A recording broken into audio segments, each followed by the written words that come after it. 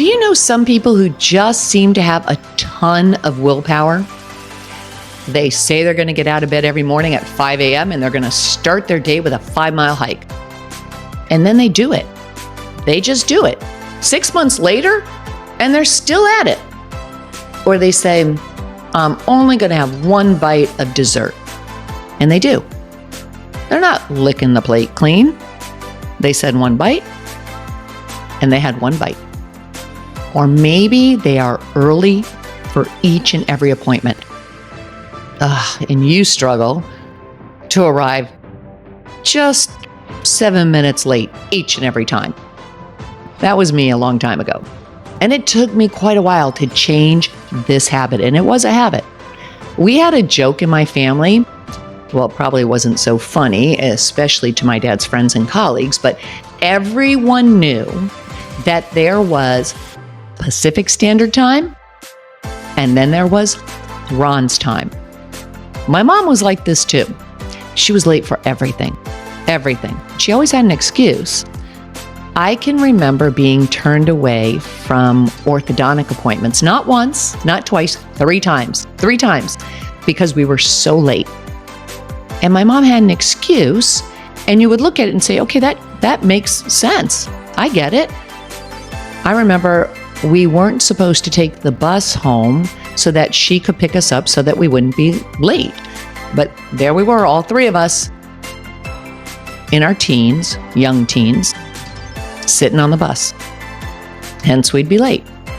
And now you may say, that's not your mom's fault. Come on. Stop shifting the responsibility. But the truth is, if you dig a little deeper, you can see that it's a habit. You see, she could have been proactive because it already happened once. She could have been proactive and called the school to send a reminder to us, knowing that we were young teenagers and our minds were not thinking orthodontic appointments and responsibilities, and because it had happened before.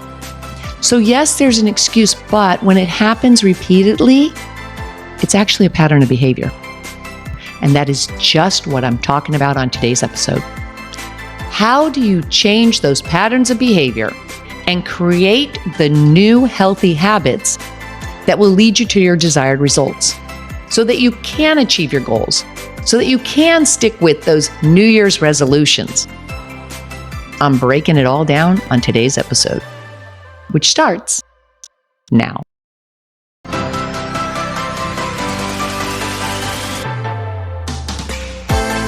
Welcome to Shift or Get Off the Pot, the podcast that helps you get out of your head and into action so you can make your dreams your reality. Let's get to it.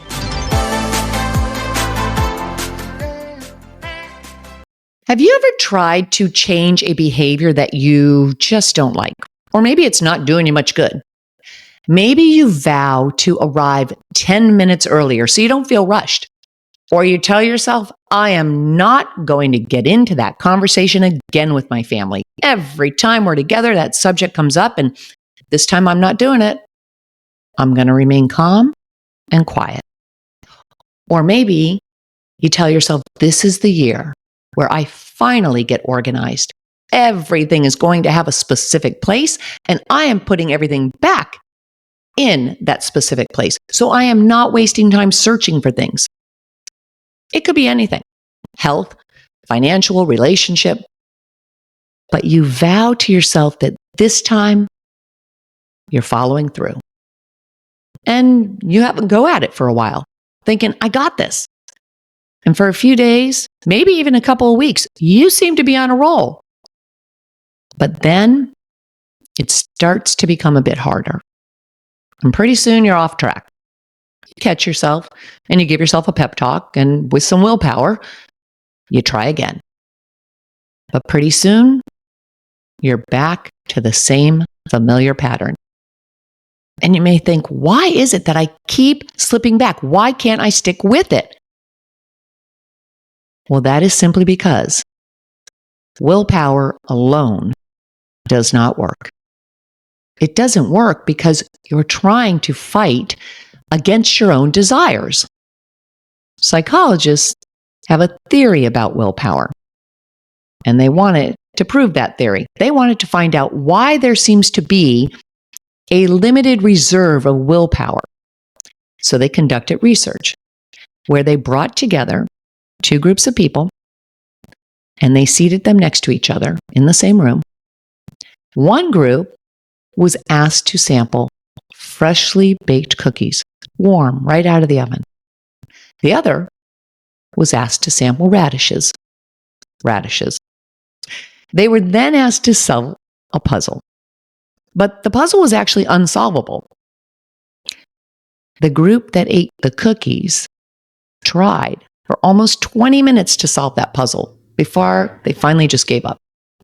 But the group that ate the radishes, they only tried for about 8 minutes before they were just done and gave up. Well, this led the researchers to conclude that the group who ate the radishes and had to resist the temptation to eat those cookies had depleted their self-control faster because they had exerted so much energy resisting those freshly baked cookies. And they actually have a term for this, loss of self-control. They call it ego depletion.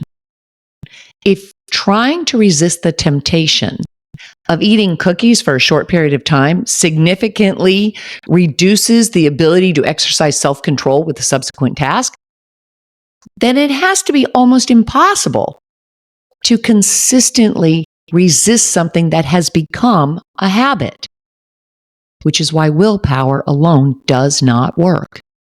It may get you started, but it won't lead to lasting change. The key to long-lasting change is to shift your beliefs. Willpower alone is trying very hard not to do something that you want to do very much. You are fighting against your own desires. People who succeed at changing a behavior have been able to do so because they shift their beliefs and they connect the desired behavior to a reward, which then gives your brain the dopamine hit it craves, which then helps you stay on track. This is the reason why you hear that if you want to reach a goal, you must identify why that goal is so important to you. If you want to change a behavior, you have to understand why is that important to you? And what will you feel like when you achieve that desired result? Why change and why now? When you can answer those questions, it will become much easier to stay the course and begin shifting the underlying beliefs, which are dictating your behaviors, which in turn create your habits.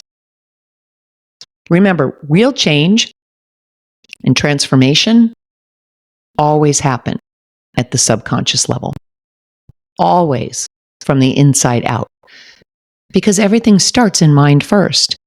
It starts with a thought. Willpower alone isn't enough to change a habit because habits are controlled by the subconscious part of the brain. So once a behavior becomes habitual, it happens automatically without conscious decision making. And when you try to change a habit with willpower alone, you're constantly going against this ingrained automatic behavior, which just leads to frustration, exhaustion, burnout, and a return to the familiar behavior. So how then do you change a habit?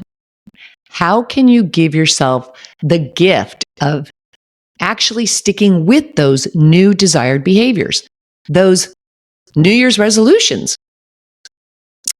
Well, you can start by creating new routines for yourself. Focus on building new, positive routines and connect those routines to a reward. Positive reinforcement is key to behavior change.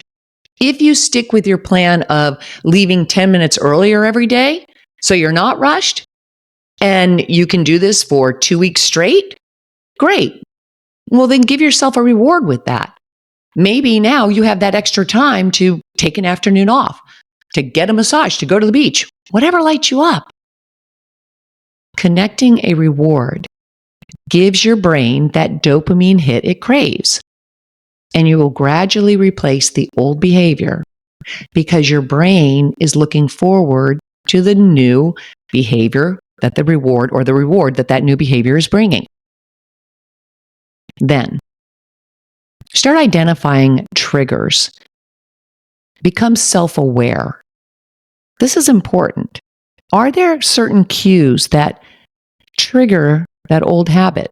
Like every time you find yourself with a certain group of people, do you start slipping into the old you? Do you hold back? Are you the person that doesn't really speak up? Do you feel a little insecure? Or do you get in an argument over something? Pay attention to those triggers and ask yourself why. And then start with small changes. Vow to calmly speak up. Say something that's not argumentative. Like just say, "Oh, that's an interesting point," and walk away. If you know the trigger, then you can change your response. You can change your response to it by either removing that trigger or removing yourself, but you have to know it first. And then next, replace that old behavior by breaking it into smaller, more manageable pieces. Start small. Small changes consistently exercised will gradually alter that unwanted behavior. All change happens from the inside out. When you connect to your desired result and you understand why it's important to you and how you will feel as the person who has achieved that result, and then apply these steps, you will have a much easier time shifting those internal beliefs and creating new behaviors, adopting positive, life-changing habits. You can do this. You got this. But you got to remember, it starts small. You have to be aware of what triggers you. Look for those cues. Pay attention to them.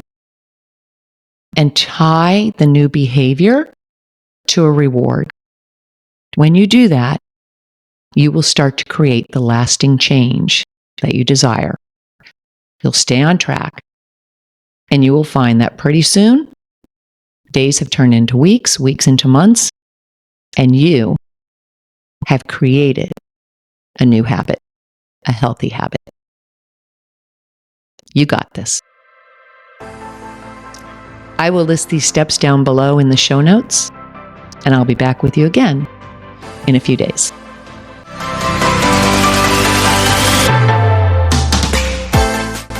Thanks so much for joining me here today. If you want some help achieving your goals, you can grab the Success Bundle link down below, or head over to my website, KimKelleyThompson.com, where I have several free resources to help you. If you like what you've heard today, please consider hitting that subscribe button and join me throughout the week for episodes that will help you make your dreams your reality. I'll be back again soon with another edition of Shift or Get Off the Pot.